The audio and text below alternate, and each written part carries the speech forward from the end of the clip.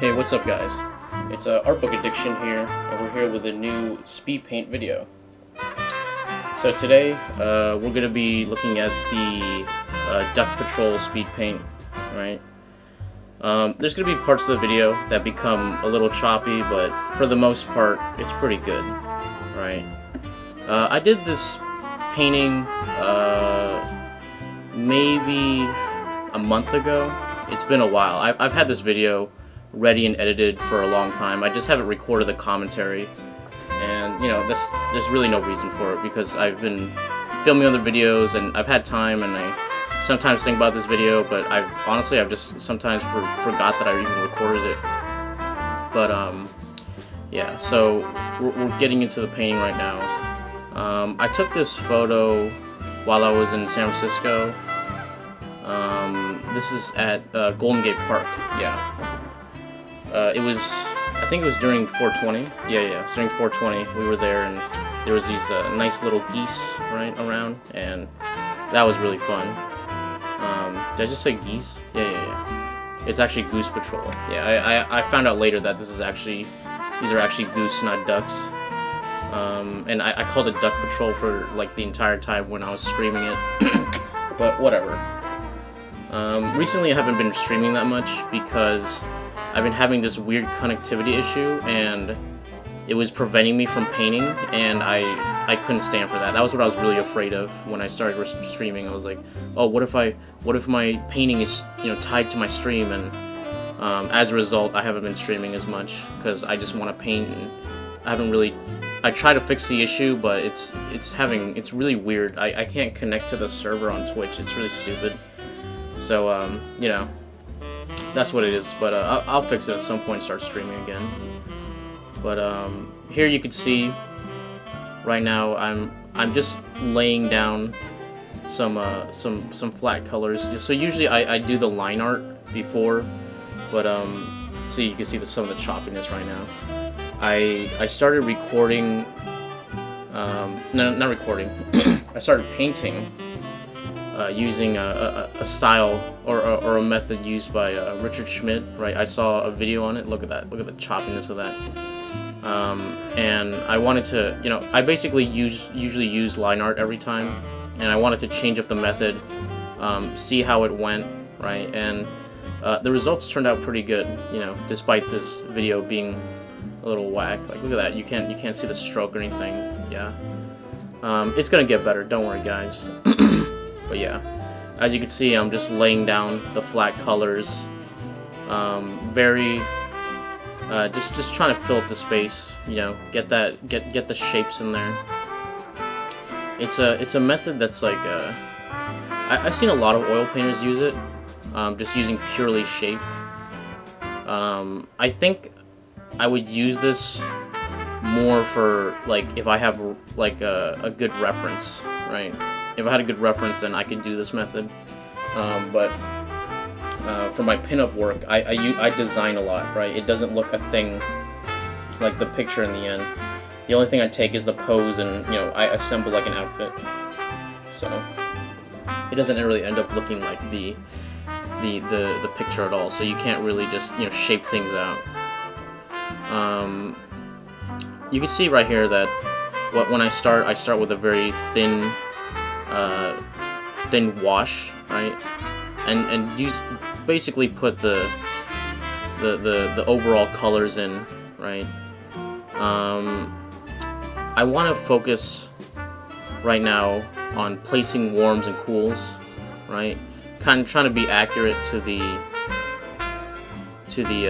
photo reference, but I don't have to be that accurate, you know what I mean? Like, you don't have to be, the only thing that you really want to be accurate with is the shapes, the drawing itself, right? Which, you know, that's usually why you have the line drawing there, right? So that you can figure all these things out. But if you're confident in your ability, and you're like, oh, I don't need to sketch this out, right? I can just shape it out. If you're feeling that confident, then you could go for it, right? But I really recommend, if you're a beginner, that you start with line, because line is it's easy to get lost if you don't have line, right? You could misplace things here, and you're like, why is this off? And you don't really know why. And all those things can be fixed during the line stage. So if you don't, there you go. Now the frame rate's coming back. All right. Yeah. And so if you don't put the line work first, you really risk losing yourself in the painting, and then there's the potentiality for it to become just mush, right? And we really don't want to have mush when we're painting. So I would say that this using the shape method should be reserved for people who really know paints really well. You get what I'm saying? You should definitely just try to use line work when you're starting out, because you could really make a lot of mistakes. And with painting, like, a mistake, it can be fixed, right? That's the great thing about oil, right? That's why when I'm painting right here, it's very, I can be confident with what I'm doing because I know I can fix it later. I can paint on top of it later. But if you don't, then like you really have to be careful about what you're doing, right? Because if you mess it up, it could be a real mess. You know what I mean? There you go. So now I'm starting to lay down some thicker paint right now. Yeah, I'm trying to cool it down. Now I'm trying to shape things out. You can see right here that there's that little edge right here. Let me see if I can get that to you. This little edge right here that I'm just trying to shape out. Yeah, get the water in.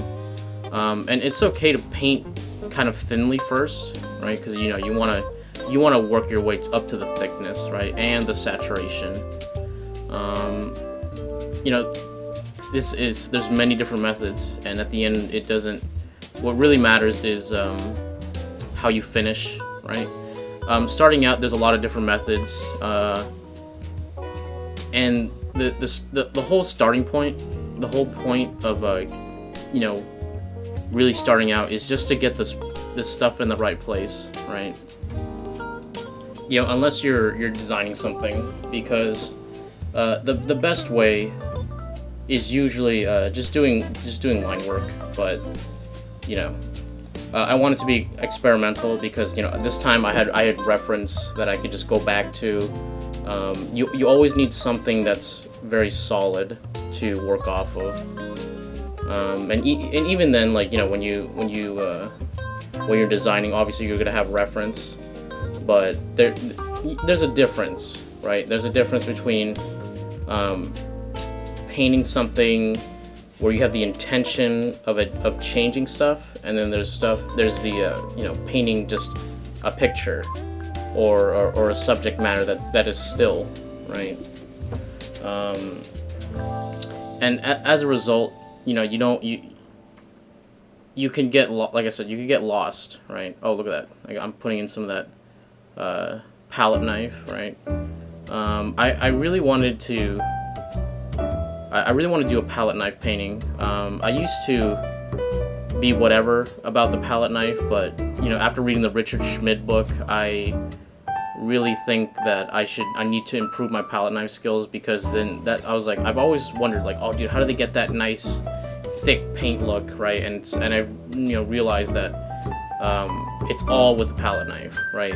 The palette knife in itself is a really great tool, and I'm starting to learn how to use it well. I'm still kind of new to it, right? I'm working on a painting right now where I'm using the palette knife more, but I'm getting better. And that's what all these paintings are about, right? Just slowly getting better over time, right? Yeah. So as you can see right here, I've shaped basically almost everything out. There's not much left to do when it comes to placement, right? Everything is basically placed, and now we can start focusing on refining, right? Just pushing the shapes back and forth, adding color. See right now, you can see me adding those cool tones to the left side of the duck. I'll be working on. I think I start working on the duck on the right first, and then I start moving. Yeah, see, start moving to the left duck. Damn, dude, I really wish this part wasn't choppy, because I'm starting to get into the detail portion, and that's kind of the parts you want to see, because that's where it requires a little bit more finesse. But you can see right now I'm just shaping it out, you know, looking at the reference, going back and forth. There's not really much to it, you know. If you're a painter, you know what I'm talking about. You know, just going back and forth, back and forth. I'm trying to increase the amount of values right now. Besides refining the duck, I also want to. Oh, look at that blue. I'm trying to increase the values. I'm trying to increase the colors that are in it, just so that I could have a differential point, right? Like in most cases, you want to have, or at least in this painting, I'm doing warm light, cool shadow, right? So on the shadow side, I'm painting things a little bit more blue and purple. On the light side, I'm trying to add more yellow on the light side, yeah. Because you can see the shadows right there. And even in the reference, it's very bluish purple. And I wanted to capture that. Yeah, oh, you can see me finger blending right there. If you haven't finger blended, I really recommend trying it out, because it gives a quality that you can't really get from any other, from using a brush, or you know, trying to blend using other colors. If you use your finger, it creates this really nice subtle blend. There you go. That's probably me being done for that one session. Here we go. Now we're going in for another session, and you can see right here that that I've changed recording devices, I believe. Yeah, or maybe I can't remember. I think I changed from my phone to my webcam. Yeah, but you can see that the colors are coming out a lot better now, and it's a little bit more accurate to what I'm actually painting. There you go. Yeah, I'm just setting things up right now. Yeah, I'll be getting to the painting, so don't worry, guys. But you can see how lighting really changes how a painting can look. Oh, here we go. So right now I'm using a transparent oxide red to add this nice warmth to the painting, because what I really liked about the feathers on the duck was that it was like incredibly warm, despite being, you know, on the cooler side of the duck. So I really wanted to like place that warm right next to that cool. You can see right there on the neck right here that there is placing that warm right next to the cool. They just enhance each other, right? Oh, it just looks really nice. Here we go. I'm shaping out the duck right now. You can see I'm trying to when you're putting on a texture, when it comes to like feathers or hair and stuff like that, it's way better to paint it as an overall shape, and then maybe like fray the edges, right? As opposed to painting every single like feather as if it was like one thing, because the human eye likes to create shapes and blocks instead of trying to, you know, focus on every single little hair.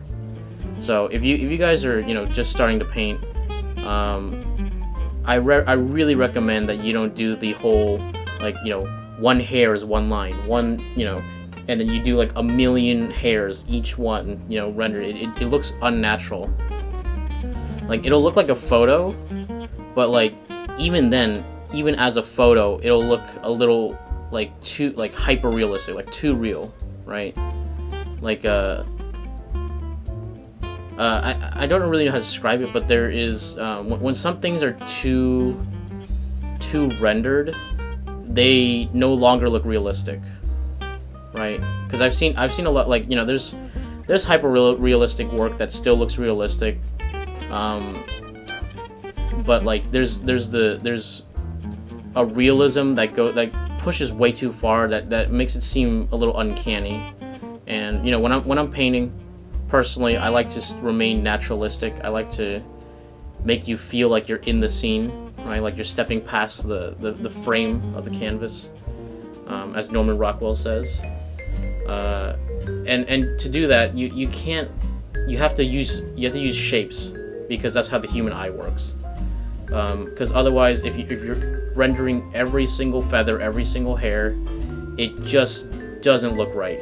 You know, because the eye likes to summarize, right? It doesn't like to focus on every single little detail, right? If you see, like, if you look at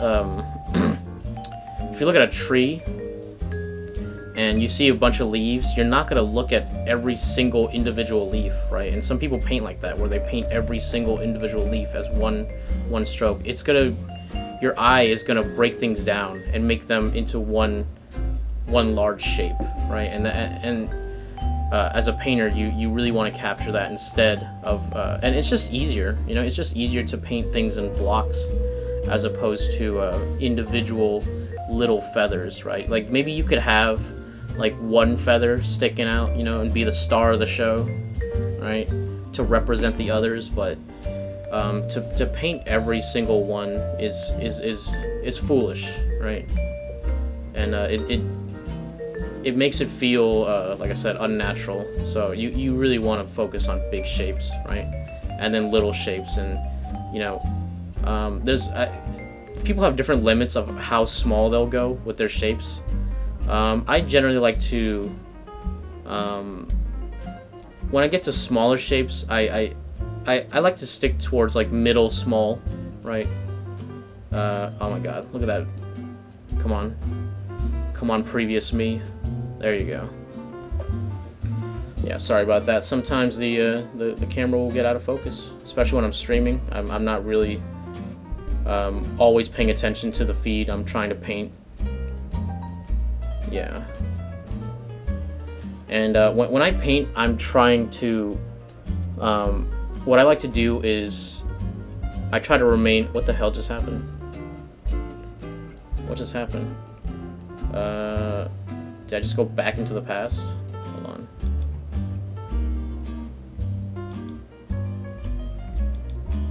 Huh. Yeah, I think I just went back into the past. What the hell? Alright. That should be about right. Yeah. Okay. So yeah, like I said, when I'm painting, I like to there's this method made by the French Impressionists where people are trying to paint straight out of the tube, right? Use the paint straight out of the tube, because there's a quality that you don't get. I mean, that you get with painting paints right out of the tube. I know artists like Dean Cornwell have done this, and artists mostly the French Impressionists painted straight out of the tube, because like I said, there's this quality that you don't get once you start mixing. You know, you make the colors a little bit less brilliant. And you know, my friend told me about this method, and I started applying it, and I just love the results, man, because it makes a painting not only feel brilliant, but it feels like almost like it's like eye candy. You know what I mean? Like the colors you're seeing are like whoa, dude, like it's like, you know, the rendering can be realistic, but the colors, if you push them hard and you know, get them to that really saturated level, it becomes a little bit more idealized, right? And I'm an idealized painter, right? I don't like to paint, you know, exactly what I'm seeing. I'll make adjustments, especially with color, and you know, I've enjoyed the results. You know, some people like to paint, you know, do exactly the color exactly, and I'm like, you know, you can't do that. Even the masters don't do that shit. You know, there has to be enhancement. Because if you otherwise you're just painting a photo, right? You're just like, you might as well just have the photo there. Yeah. And so, you know, like I said, I like to paint straight out of the tube, but you have to work there. You have to get to that point where you can get the tube color, because if you try to do that right away, especially if you're a beginner, you can easily get lost in the color, and as a result, it'll look like a big, you know, oversaturated mess. So you really have to know value. Value is the most important thing. If you get your values correctly, then you can put any color you want, you know. So it's all about getting the values correct, and the colors you can idealize, right? You can, like, you're like, oh, I like this color and I want to really push it. You can, you know, but there's always the risk of taking away from the focal point. Yeah. There you go. You can see right now I'm shaping out this this water, and with water it's really easy. Just do a bunch of horizontal strokes. That's really what water is, man. Yeah, you can see me right here just painting horizontal, and naturally it'll start working itself out. Here, see, I'm blending a little bit. Yeah, using the what is it called, the palette knife to push some of the straights out. Yeah, you kind of want to use the palette knife as you want to imagine it like you know, when people are laying down brick and plaster, it's kind of like that, right? You want to get a glob and just, you know, clack it right there, or use the straight edge to, you know, pick up some of the pigment, right? Yeah, there's a lot of different methods, but generally you want to kind of use it like as if it's like plaster.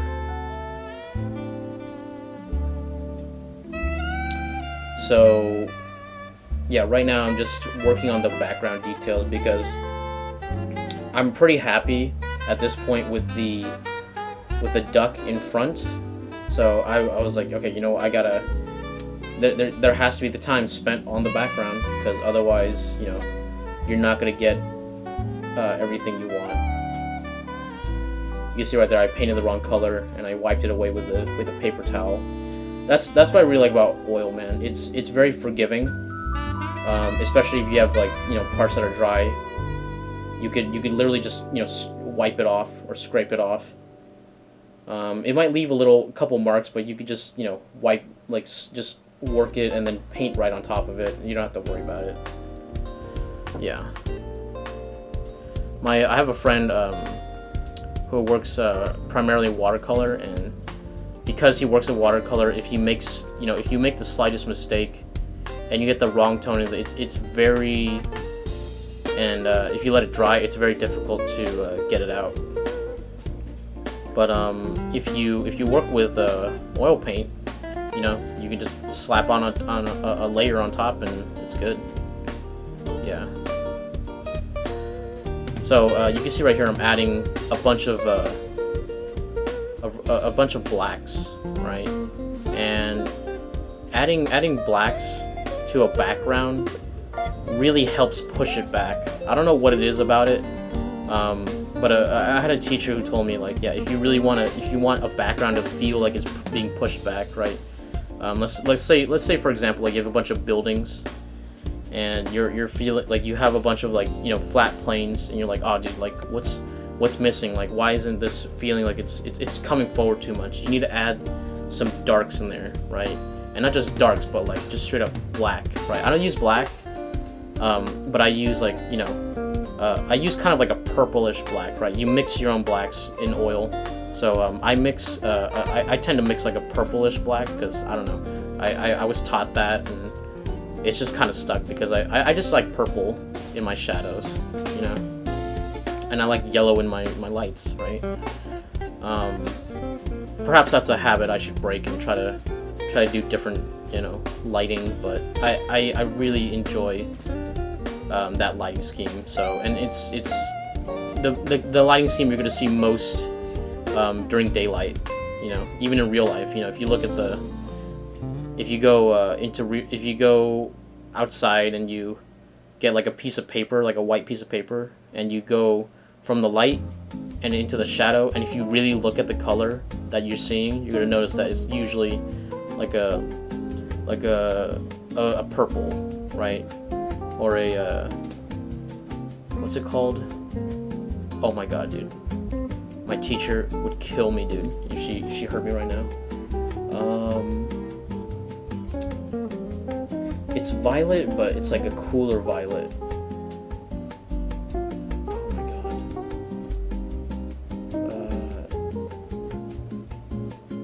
Ultraviolet? No. Anyway, whatever. Don't, like, you know, she's not gonna know about this, so screw it. A bluish purple, basically, right? If you guys took color and design at some point, then you guys know what I'm talking about. And you know how sacrilegious my forgetting of these terms are, but whatever. It's a bluish purple, right? And that's what usually is inside of a, like, you know, during daylight hours. So no matter what, if you mix a purplish black, it's usually gonna be all right. You know, it's gonna seem naturalistic because that's just the way nature is, right? A lot of people paint, you know, initially using just tone, like, oh, this is dark, so I need to make it darker, right? Oh, this is light, so I need to make it lighter. I need to add more white, you know. But in a natural setting, that's not how light works. There's a lot of colors going on, colors bouncing back and forth. There is color temperature, right? And temperature is huge when it comes to painting, you know. The relationship between warm and cool is what's really going to bring out a painting and make it feel believable. You know, even if you have radical colors, if you know warm versus cool, your painting is going to feel more natural, just you know, by itself. And black and white, you don't really get that with modern, like, you know, black and white paintings. You don't get the warm and cool. You just get light and dark. You know, there's warming, cooling, and tinting and shading, right? And with painting, you want to stick with warming and cooling, right? Look at that. That's the boy. I don't know what happened there, but I guess he was around, and I just wanted to show him off. Yeah, you can see I'm painting that little log right there. There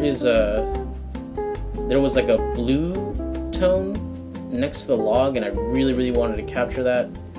And they're not really that different when it comes to tone, right? It's not that much darker, but because it's cool, you know it's on the shadow side, right?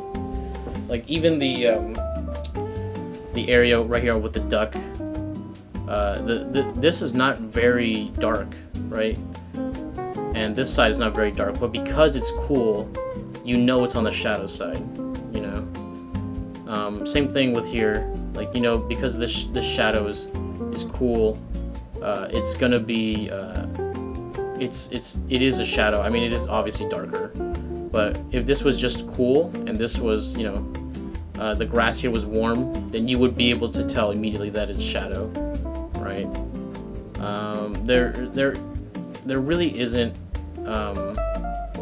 what's it trying to say? There really isn't a far off relationship between the colors when it comes to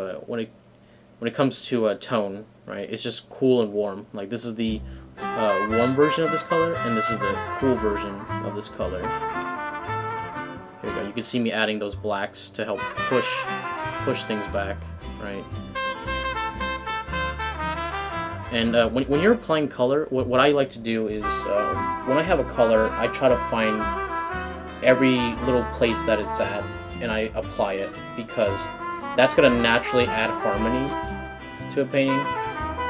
So if I have a blue, I'm going to try to add the blue to other parts of the painting. Like, hey, where can I fit this blue? Where can I fit this here?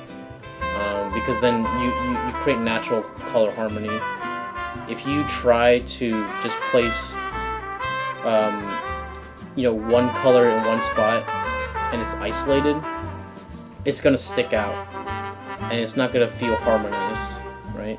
And you could do that because sometimes that's used to create a focal point, but in general, when you're painting, you want to harmonize your colors. You want to put that color different places so it seems more natural. So it seems like, oh yeah, so it doesn't seem like colors are just jutting out at you, right?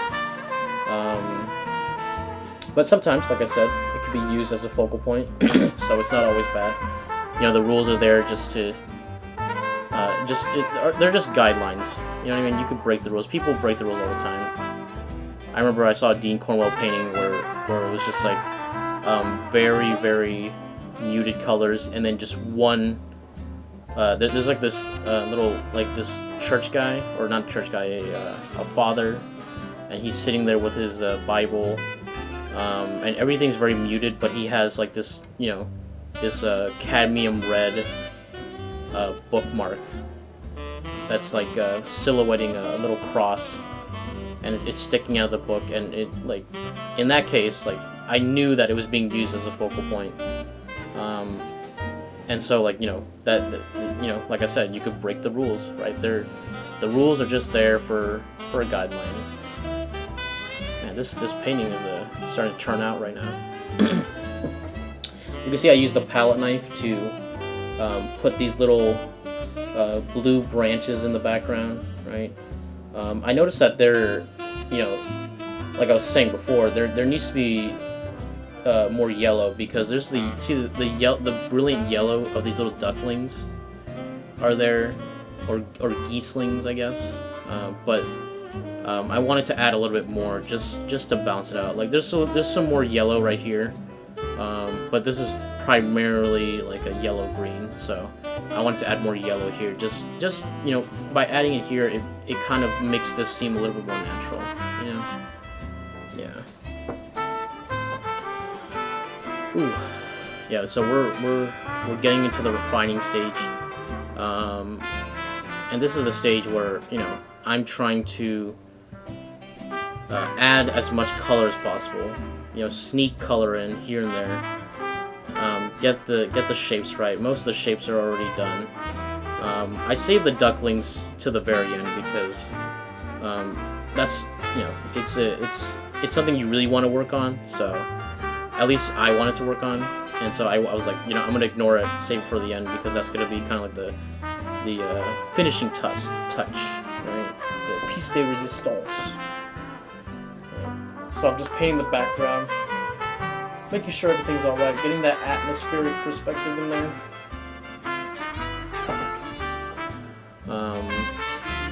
And as you can see, like, in the background, things are a little bit lighter than in the foreground. Ooh, finger blend, nice. Yeah. When I'm off screen, I'm usually just mixing. Like I said before, when you're painting, you want to spend most of your time mixing rather than applying paint. Getting the color correct is huge. Getting the value correct is huge. Yeah, see, I didn't like the color of that, so there you go. Now you know it's a rock.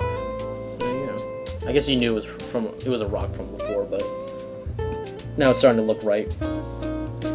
It's starting to feel more rocky. Yeah, I'm using the palette knife to get those nice dark little cracks in.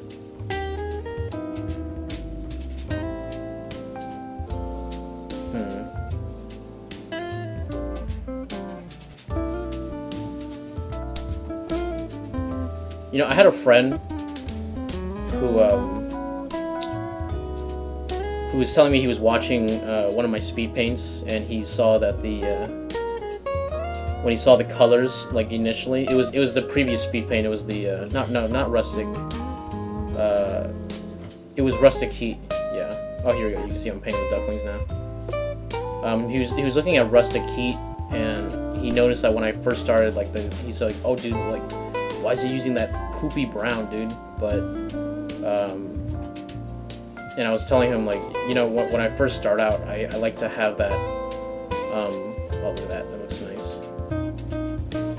I like to have that kind of warmth saturated through from the bottom, and have it like kind of lift through to the top of the painting, right? If you're viewing it as layers, like I'm talking about the bottom layer,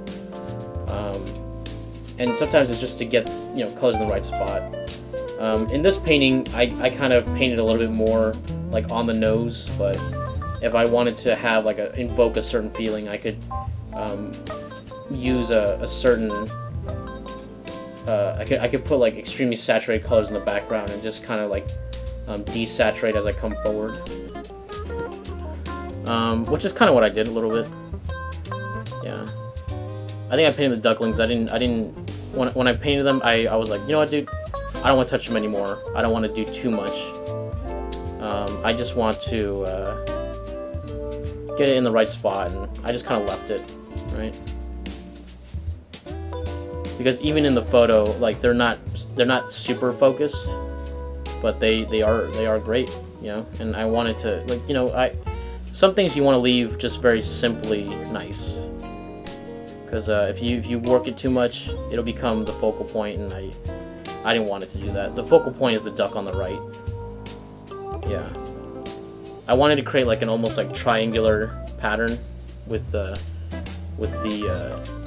this guy right here, and then, you know, it'll lead down to the ducklings and then up to this guy, right? And he goes this way, and, you know, you could go into the background and go back here, right? Yeah. After watching Dean Cornwell, or seeing his art, what the hell? Why is it leaning? Oh, it's because I guess because I'm using my arm as a maul stick. Yeah, I tried using a maul stick, and honestly, I'm not that huge of a fan. Even though I know its value, but maybe I should just get a better maul stick. Honestly, I kind of make it like a jury rig maul stick, and I know I could have a better one, so I should definitely do that. Let's see, how are we doing? Oh yeah, we're almost at the end. All right, cool. Yeah, we're as you could tell by the painting, you know, we're getting close to the end now. We're almost at the end game. Just a little bit of tweaks here and there. I wanted to make this guy come out a little bit better, but it's getting there. It's almost there. I'm liking the colors. I'll probably post a high quality image at the end of this video, so you guys can see like what it actually looks like. But overall, I'm pretty satisfied with the work, and I'm pretty happy with the level of finish that I have. You know. Yeah. The duck in the front, he's really leading the pack, and so I'm just letting him do that and letting the background do its own work, right? Yeah. Adding those little touches of white. Yeah, you always want to save your titanium white to the very end, because if you mess around too much, it's be real dangerous.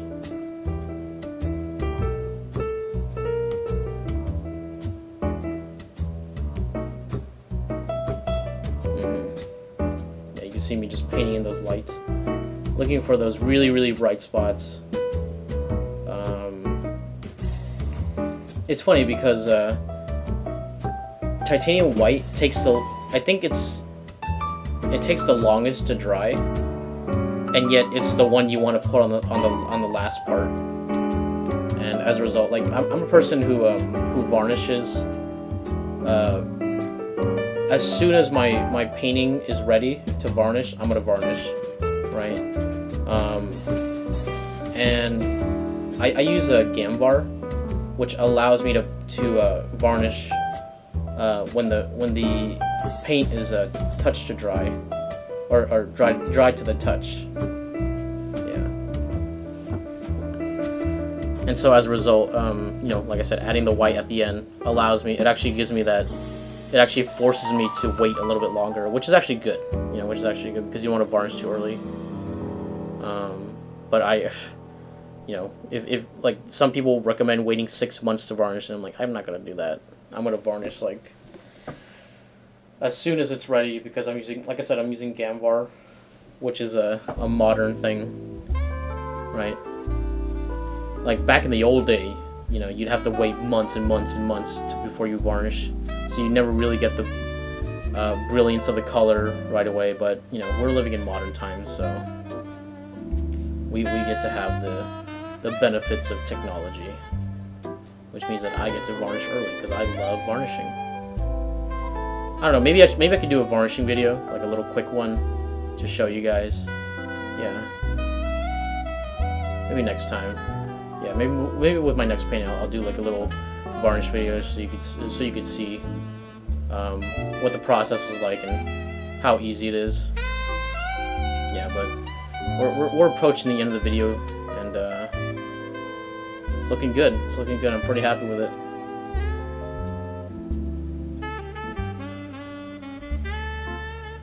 Yeah, I'm getting those clouds in the back. You can almost see them through the reflection of the lake. It's looking nice.